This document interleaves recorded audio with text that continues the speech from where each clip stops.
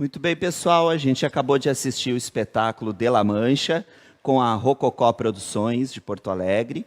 E agora a gente tem a oportunidade de fazer esse link entre a obra, fazer um pouco uma obra comentada e fazer esse link ao vivo com o pessoal do grupo da Rococó. A gente tem o prazer de receber o Guilherme e o Henrique para a gente conversar um pouquinho sobre o trabalho da companhia e também um pouquinho sobre o espetáculo. Bom dia, meninos. Tudo bem? Em primeiro lugar, agradecer a disponibilidade de vocês nesse lugar que ainda a gente está descobrindo como agir, como fazer, como desenvolver o fazer artístico, né?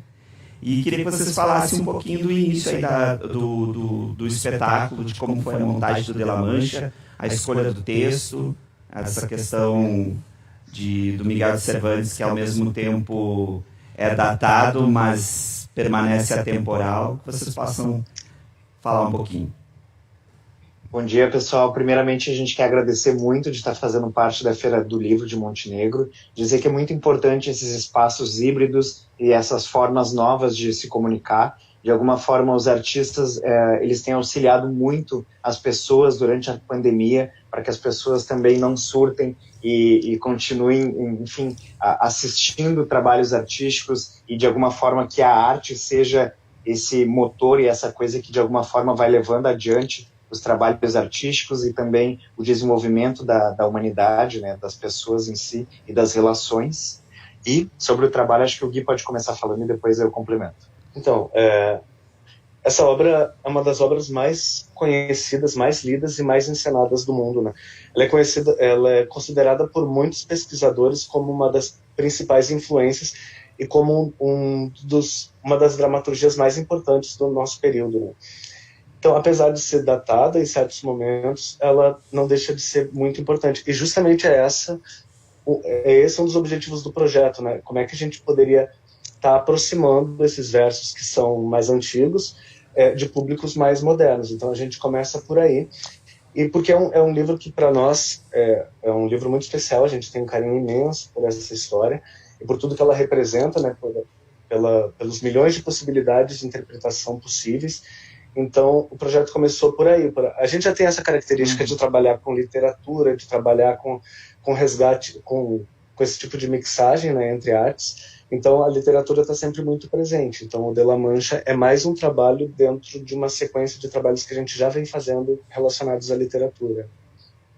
E o que a gente queria trazer com o espetáculo De La Mancha é justamente essa pesquisa que a gente tem dentro do folclore e do flamenco.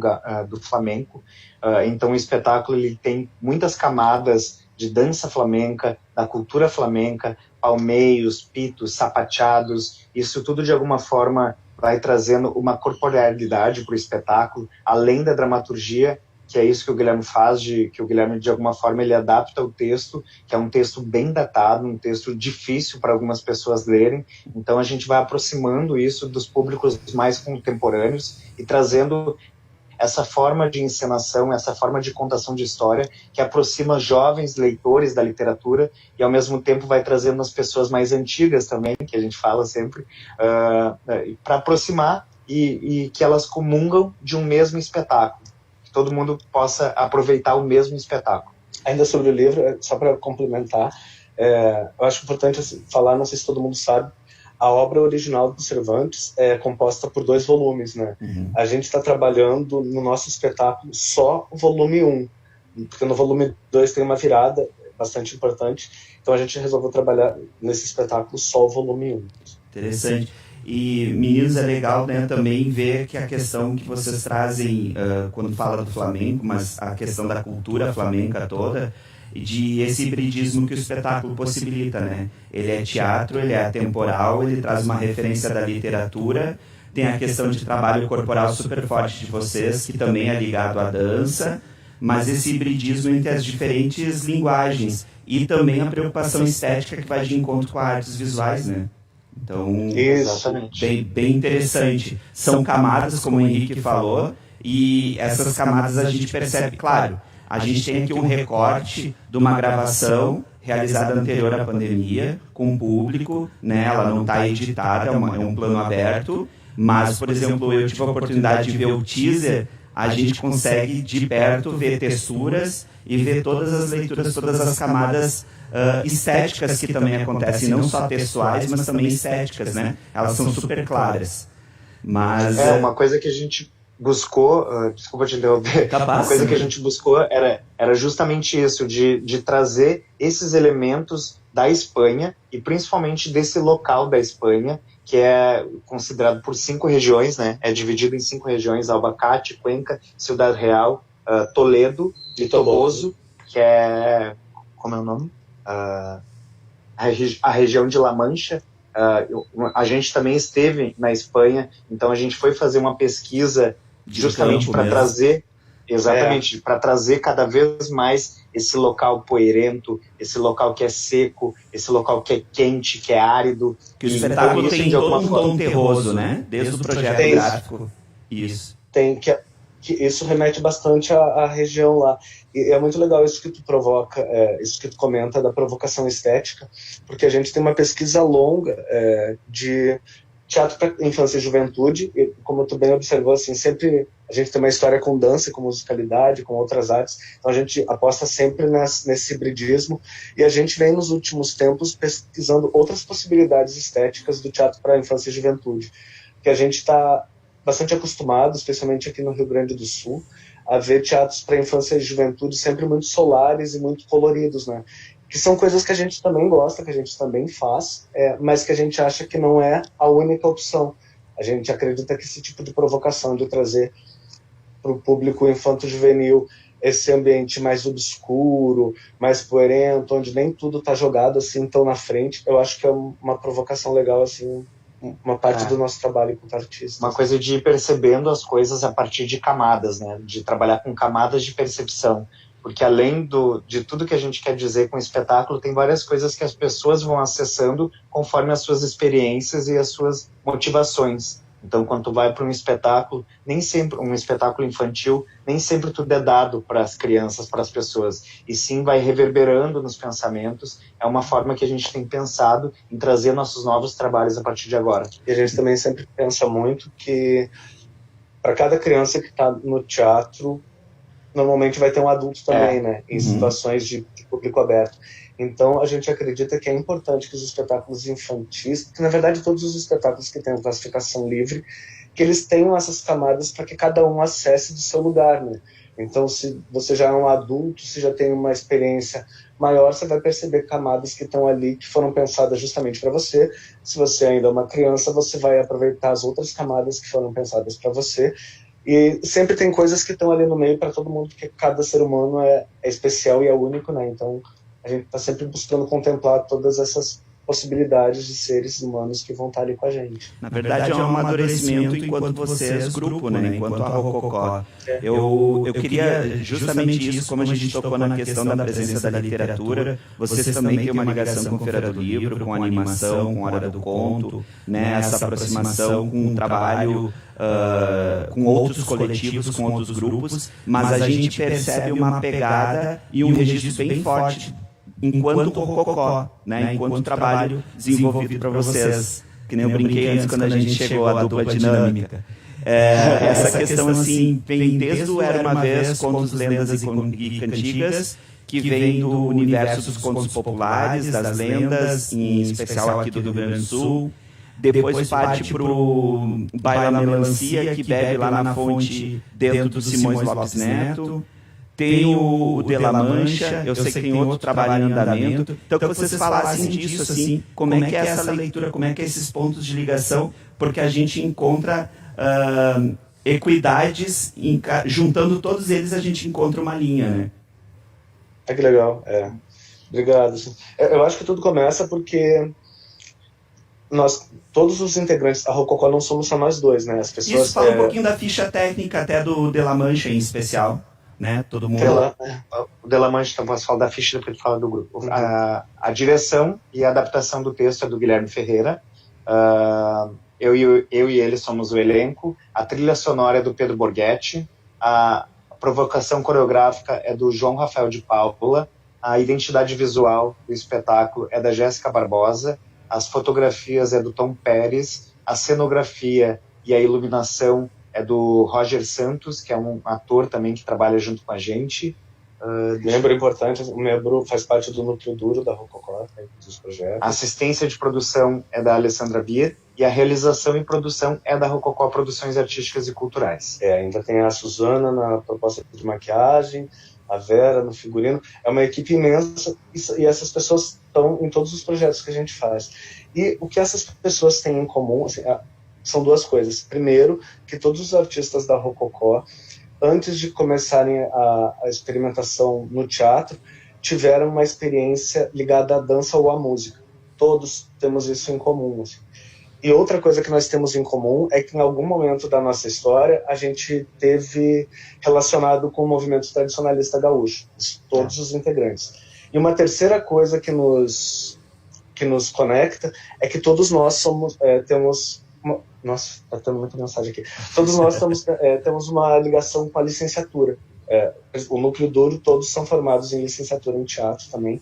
Então essas coisas vão amarrando. E eu acho que essa coisa da literatura que veio muito forte é porque a primeira graduação que eu tive foi biblioteconomia. E lá eu especializei em contação de histórias e trago isso comigo antes de ser ator. E o Henrique, ele tem uma experiência prévia em administração. Então ele tem esse olhar empreendedor e de aproveitar as potências que a gente tem. Então, os trabalhos acabam revelando isso porque a gente traz sempre para a cena todas as nossas bagagens, né? A dança gaúcha, que aparece nos espetáculos, é por causa dessa experiência, e o flamenco, que aparece no De La Mancha, não é uma coisa assim que a gente jogou. Na verdade, nós dois participamos durante muitos anos da Cardíaca Companhia de Dança e estudamos flamenco durante anos e anos. Isso está já nos nossos corpos e faz parte da nossa história. Então, a gente acaba trazendo para a cena. E isso que o Guilherme fala também é bem legal de trazer, porque a gente aproveita todas as qualidades de todas as pessoas que fazem parte do grupo e que entram no grupo e que transitam, porque nem sempre a ficha técnica é a mesma, nem sempre é só eu e ele no elenco. Por exemplo, o Baila Melancia, o Guilherme só dirige, mas uma coisa que geralmente acontece e que acaba conectando os espetáculos é que o Guilherme, ele faz o argumento artístico do espetáculo e eu faço a produção geral. Porque e aí eu acho que é onde se conecta os espetáculos e que a gente acaba tendo uma linguagem e quase uma concepção de uma poética artística, porque isso vai trazendo uma unidade para esse local, porque mesmo, por exemplo, o nosso novo espetáculo se chama As Aventuras de João, a Princesa e o Tapete Voador. A direção não é do Guilherme, a direção é da Suzy Martinez, porém o argumento do espetáculo, o argumento artístico de trazer a proposta foi do Guilherme, porque ele conheceu esse conto, que é um conto do O Cancioneiro e a Princesa Chifruda, do Ricardo Azevedo, que também é um conto popular. A gente citou o Ricardo ontem, nos contos populares, como modelo no Brasil, né? A Milene Barazetti, que é contadora de histórias, trouxe, que também está recontando alguns contos, e a gente deu o exemplo do Ricardo Azevedo quase como um modelo, né, que tem o Armazém do Folclore, né, o Contos de Enganar a Morte, enfim, é uma coletânea muito grande de livros. É um escritor importantíssimo e se relaciona nas artes. As artes são muito democráticas, né, tem espaço para falar de todos os assuntos, então a gente se relaciona com esse assunto de folclore, de culturas populares, isso tem nos nossos trabalhos. E tem uma outra coisa também que a gente gosta de trazer além da história, não que a gente ache que isso seja o único modo de se fazer teatro, tá? Mas a gente gosta, no nosso modo de fazer teatral, a gente gosta de trazer provocações sociais.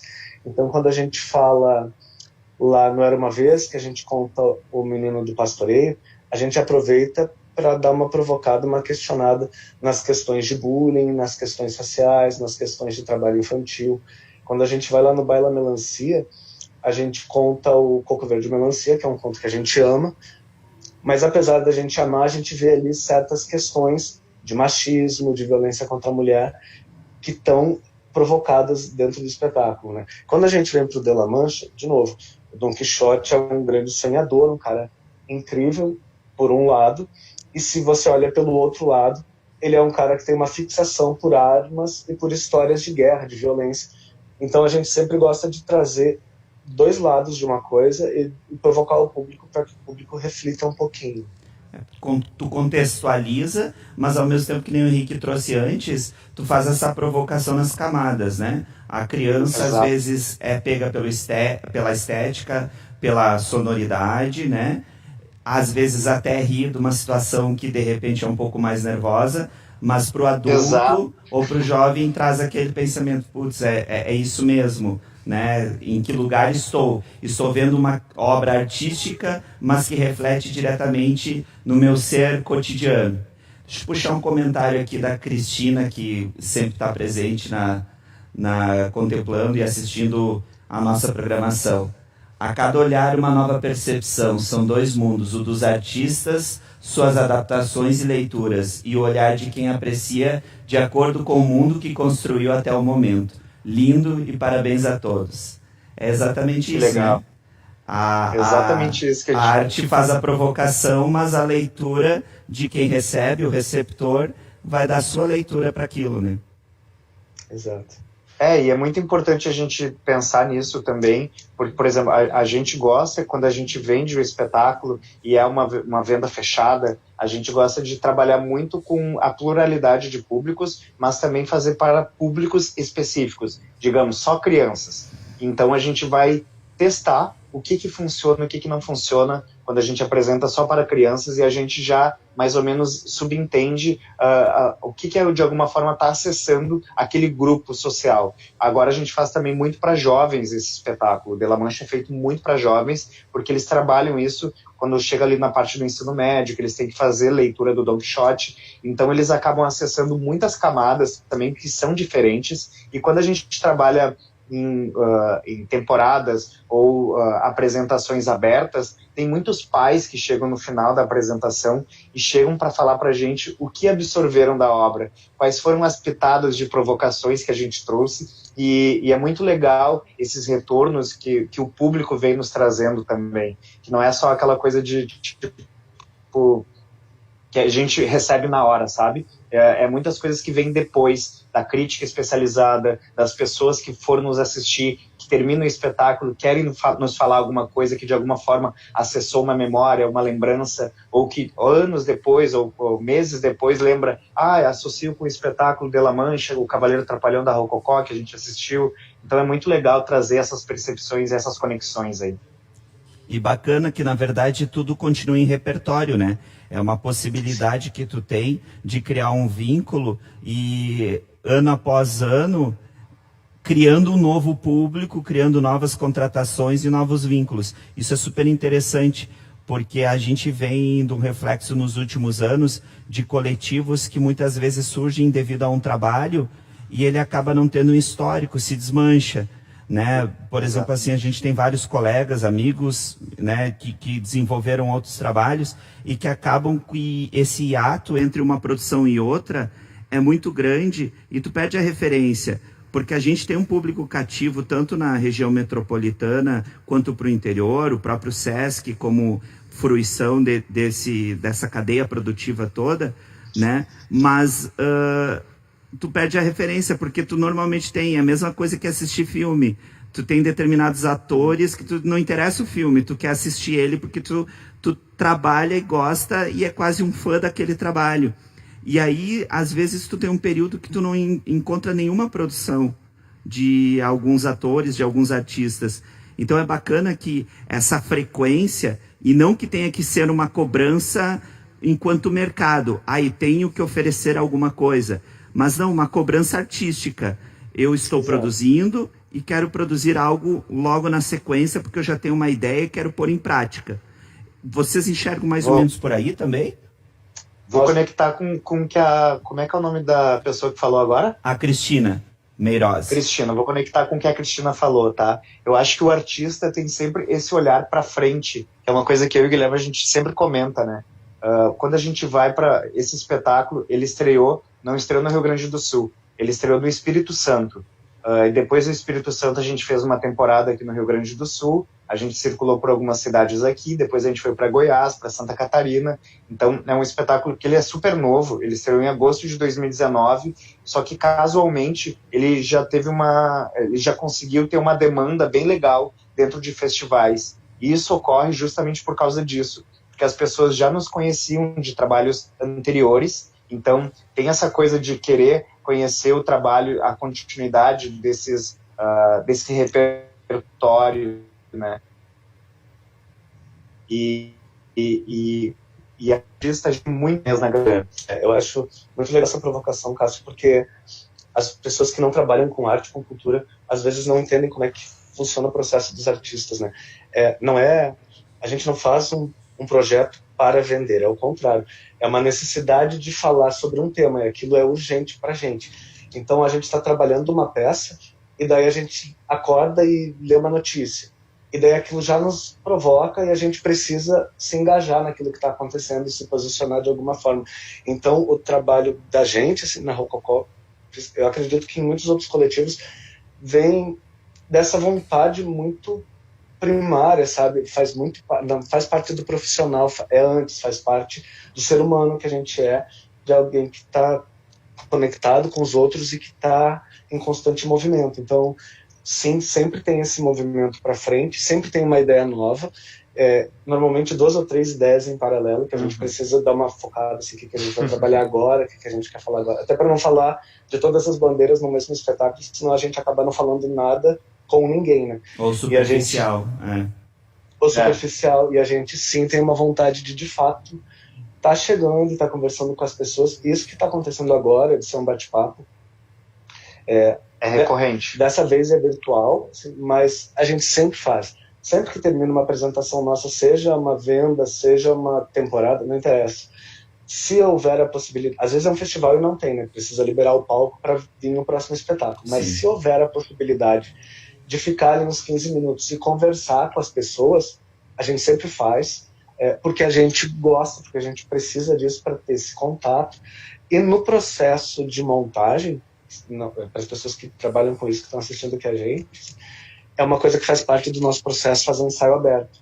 Quando a gente está ali no meio do espetáculo, a gente conversa com uma escola, vai lá, ou eles vêm onde a gente está ensaiando, 30 crianças, 20 crianças, e nos contam o que gostaram, o que acessaram, como viram, como deixaram de ver, adultos, e a gente está sempre nessa troca. Então os trabalhos, eles estão sempre, como tu disse, eles estão sempre em repertório, e eles estão sempre em movimento. Ano passado, nunca uma coisa estática, né? Ano passado a gente estava na companhia de arte saindo, e a gente encontrou uma amiga, Juliana Barros, que é uma grande artista também, e ela falou, o que vocês estão fazendo aqui? E a gente, ensaiando Era Uma Vez.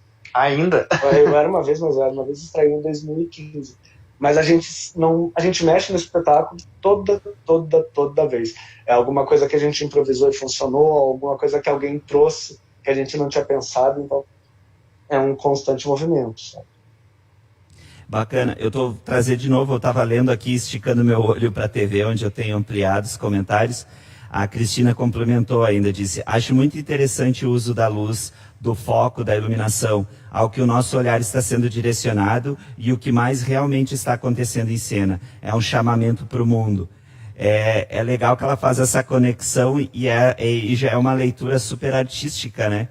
E é bacana essa ponte, porque é uma obra comentada. A gente faz quase uma discussão filosófica aqui, em cima do fazer artístico, e a gente consegue puxar quem está nos assistindo da mesma forma. É muito bacana. Meninos... E isso, pode falar. Só para complementar o que ela fala, isso é muito legal de trazer a questão da iluminação, que a iluminação é uma coisa muito presente nesse espetáculo. É claro que quando a gente vai apresentar presencialmente, as pessoas vão perceber muito mais camadas, porque o artista que criou a iluminação se chama Roger Santos, que trabalha muito com a gente, ele está em todos os espetáculos, ele participou de todo o processo criativo. E faz então, diferença. Ele faz toda a diferença, sabe? Da pessoa estar junto contigo, de pensar o espetáculo. Então, essa é uma preocupação que ele teve, justamente de trazer onde que pode revelar coisas e não revelar. O que pode ficar sublimado e o que não pode. Então, essa coisa da iluminação mesmo, do que eu vou iluminar agora, o que vai ser revelado letra por letra, ou parte por parte, ou ator por ator, sabe? É uma preocupação estética também, poética, artística, e isso tudo vai reverberando num trabalho que foi feito coletivo desde o início, com uma pessoa que tem esse olhar pensado para isso. Muito bem, legal. Meninos, quero agradecer muito a disponibilidade de vocês. Como a gente falou, é para deixar fluir, é para deixar como registro, mas também, ao mesmo tempo, sem enrijecer com o roteiro estabelecido, com perguntas clichês, redundantes. É isso, muito legal. E agradecer a disponibilidade de vocês, tá? De estarem conosco. Ah, querido, a gente que agradece. Um prazer imenso. Eu queria agradecer a Cristina aí, que participou. Obrigado. E outras pessoas que também que devem ter participado, mandando coisas. Isso aí, acompanha a programação da feira.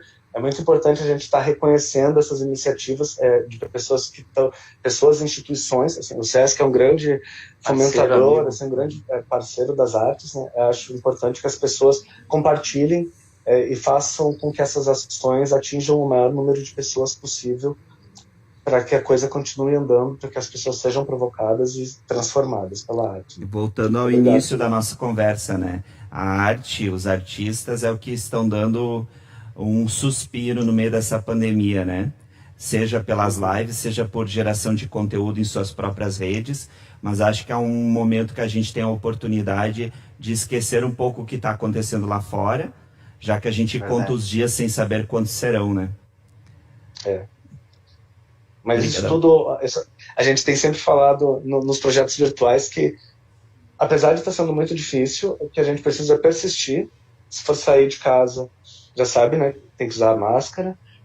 Quando chegar em casa, muita água, muito sabão, e que isso vai passar e que a gente vai poder voltar a se tocar e a se abraçar e a voltar a ter o contato que a gente precisa e que a gente ama. Só mais um pouco de força, gente. Isso aí. Muito bem. Obrigadão, viu, meninos? Obrigado pela presença. Obrigado. Um abraço para vocês. Espero a gente se ver em breve, presencialmente. Beijo. Tchau, gente. Tchau. Obrigadão. Muito bem, pessoal. A gente termina a atividade dessa manhã. Lembrando que logo mais às 15 horas tem uma oficina super especial com a nossa patrona, Tatiana do Espírito Santo, falando sobre contação de histórias. Então, você é nosso convidado de estar conosco às 15 horas nessa oficina, que você pode participar de forma interativa, comente, curta, compartilhe. E às 18 horas tem o Sarau da CUFA, Sarau da Periferia, e às 20 horas um show, reverb, poesia, música, enfim, como você quiser. Eu convido você a conhecer esse projeto Reverb Poesia e assistir conosco às 20 horas. Obrigado, um bom dia a todos, uma excelente sexta-feira. Nos encontramos logo mais.